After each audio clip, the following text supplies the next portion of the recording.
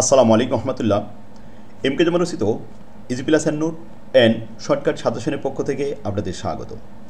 আজকের লাইভ ক্লাসে আলোচনার বিষয় যে সমস্ত শিক্ষার্থীগণ জাতীয় বিশ্ববিদ্যালয়ের অধীনে বিবিএ ফোর্থ ইয়ার হিসাব বিজ্ঞান বিভাগ 2022 সালের পরীক্ষার্থী, তাদের উদ্দেশ্যে শর্টকাট সাজেশন এবং কিছু পরামর্শ।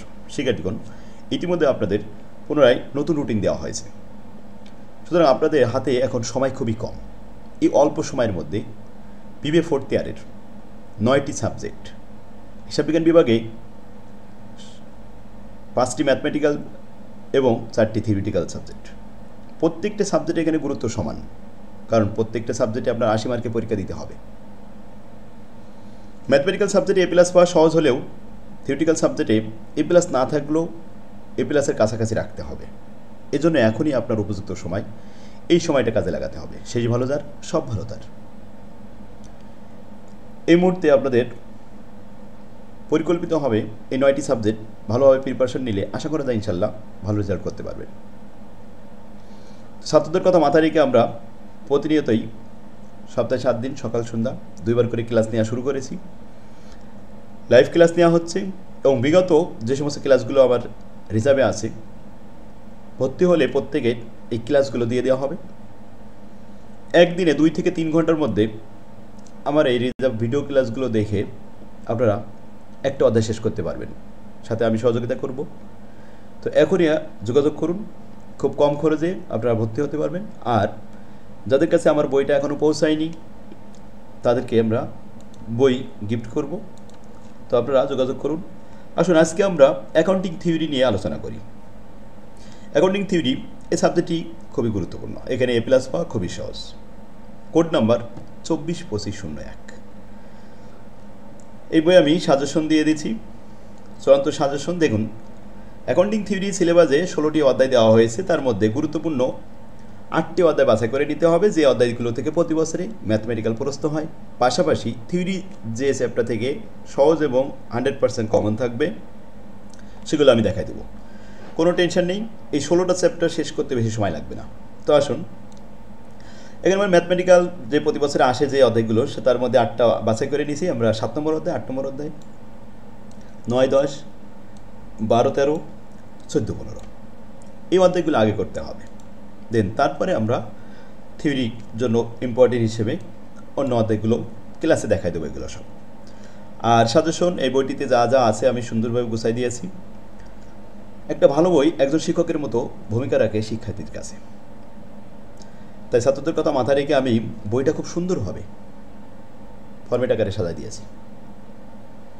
যে কোনো একটা সাধারণ বই থেকে আপনার যদি সিলেবাস শেষ করতে 1 মাস সময় লাগে, তাহলে আমার বই থেকে সিলেবাস শেষ করতে মাত্র 1 সপ্তাহ সময় লাগবে।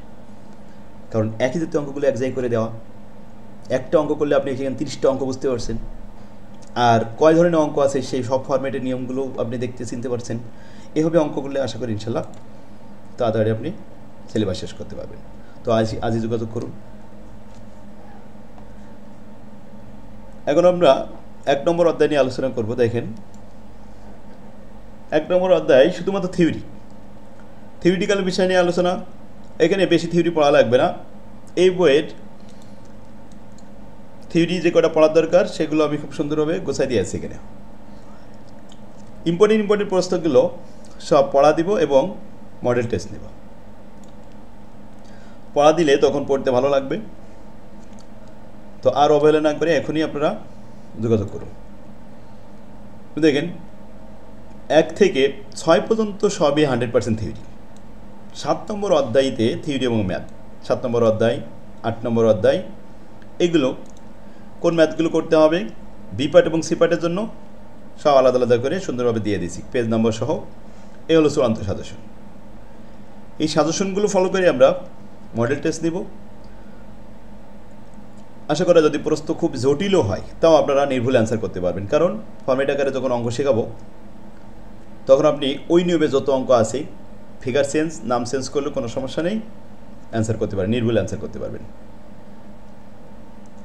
সহজ পদ্ধতিতে অঙ্ক শেখার একটা অভিনব কৌশল হচ্ছে এই ফরম্যাট। এখানে টোটাল মিলে এই যে 15 অধ্যায়, 15 নম্বর অধ্যায়ের অঙ্ক দিয়েছি, এটা বেশি ইম্পর্টেন্ট। আর 16 নম্বর অধ্যায় সব থিওরি। এরপরে সংক্ষিপ্ত যে টিকাগুলো আসে টিকাগুলো খুব সহজ ভাষা দিয়ে সুন্দরভাবে গোছাই দিয়েছি। আর বিগত সালের যে পরীক্ষা প্রশ্নগুলো আসছিল এক নজরে একটা পরিসংখ্যানিক চার্ট তৈরি করে দিয়েছি। 1 নম্বর অধ্যায় থেকে থিওরি আসে, এ পার্ট, বি পার্ট এবং সি পার্টে যে থিওরিগুলো আসছে এবং আগামীতে যেটা আসতে পারে এগুলো সব এক নজরে দেখানোর জন্য এখানে দিয়ে দিছি যে সি পার্টে কোনটা আসছে, বি পার্টে কোনটা আসছে। পরিসংখ্যানিক চার্ট দেখলে নিজে নিজেই একটা অনুমান করা যায় যে কোন অধ্যায় থেকে এবার আসতে পারে। যেমন আমার বইতে আমি সুন্দরভাবে পরিসংখ্যানিক চার্টগুলো দিয়ে দিচ্ছি, বিগত সালের এই প্রশ্নগুলো সব সুন্দর করে চার্ট তৈরি করে দিচ্ছি। যাক আলহামদুলিল্লাহ। তো ভিডিওটা শেয়ার করে টাইম লাইনে রেখে দিন, পরবর্তীতে কাজে লাগবে। আর স্ক্রিনে যে নাম্বারটি দেখতে পাচ্ছেন এই নাম্বারে হোয়াটসঅ্যাপ আছে, হোয়াটসঅ্যাপে মেসেজ করতে পারেন, সরাসরি ফোন দিতে পারেন। আমার তৌফিকুল্লাহ বিল্লাহ। আসসালামু আলাইকুম।